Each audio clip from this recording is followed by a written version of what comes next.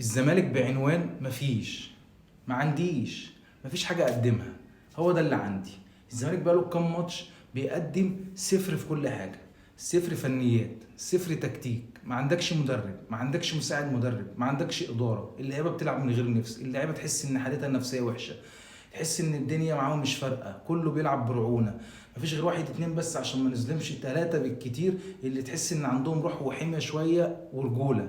انما بقيه الفرقه كسل، مدرب ميت، ما بيف... يعني الفرقه ما بتقدمش كرة بربع جنيه. مفيش جمله بتشوفها في الملعب. النهارده في ماتش فاركو الزمالك بيكسب فاركو 1-0 في ماتش، حتى الجون اللي جبناه مش احنا اللي جايبينه، هم اللي جايبينه في نفسهم. تخيل 100 يعني 100 دقيقة تقريبا بالوقت الضايع ما شفناش جملة، ما شفناش لعبة حلوة، ما شفناش حاجة، يعني شغل مدرب زي ما بنقول. فرص ما فيش. الزمالك لو قعد 90 يوم بيلعب بالمنظر ده مش هنجيب جون، حتى الجون اللي هم اللي جابوه في نفسهم.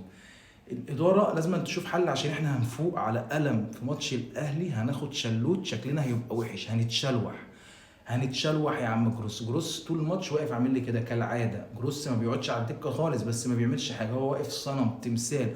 تعال بقى الاهلي النهارده كان بيلعب وكسب برده 1-0، بس الاهلي هو نفس النتيجه هي 1-0، بس شوف الاداء، شوف الروح، شوف شغل المدرب، شوف الاهلي بيوصل لعند الجون بدل المره 20 30 مره.